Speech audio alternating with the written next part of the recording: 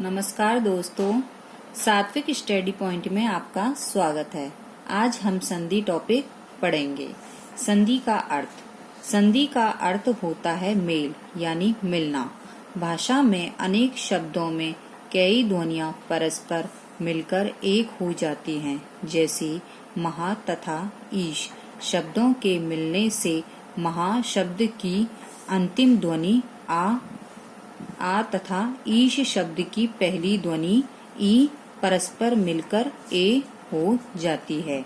यानी महा में जो हा है उसमें आ की मात्रा है और ईश में जो ई है उसमें ई की मात्रा है। इन दोनों ध्वनियों के मिलने पर ए हो जाती है और शब्द बनता है महेश।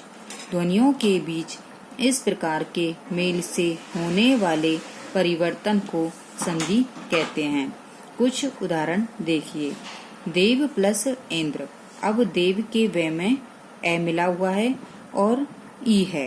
इन दोनों के स्थान पर ए हो जाते हैं, तो इसी को क्या बोलते हैं? संधि कहते हैं।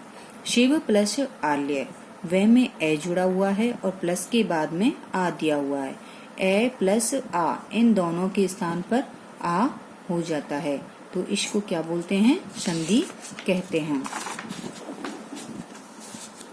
संधि के भेद। संधि के 3 भेद होते हैं: स्वर संधि, व्यंजन संधि, विसर्ग संधि। पहली है स्वर संधि। 2 स्वरों के मेल से जो परिवर्तन होता है वह स्वर संधि कहलाते हैं। स्वर संधि के 5 भेद होते हैं।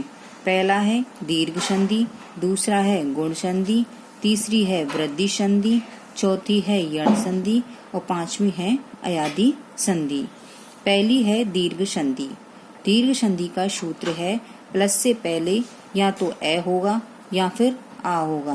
प्लस के बाद में या तो ए होगा या फिर आ होगा। दोनों के स्थान पर आ हो जाता है। यानी प्लस से पहले ए होगा और प्लस के बाद में ए होगा, तो दोनों के स्थान पर क्या होगा? आ होगा। उदाहरण से देखिए। मत प्लस अनुसार। तय में ए जुड़ा हुआ है प्लस से पहले और प्लस के बाद में ए जुड़ा हुआ है, यानी ए और ए। सूत्र में ए प्लस मतलब प्लस से पहले भी ए है और प्लस के बाद में भी ए है, तो दोनों के स्थान पर क्या हो गया? आ हो गया। तो क्या बना? मतानुसार। अब प्लस से पहले यदि ए हो और प्लस के बाद में बड़ा आ हो, तो इन दोनों के स्थान पर भी क्या होगा? बड़ा आ। जैसे धर्म में क्या है? ए और प्लस के बाद में आत्मा में क्या जुड़ा हुआ है? आ। तो दोनों के स्थान पर क्या हुआ? आ। तो क्या बना? धर्मात्मा।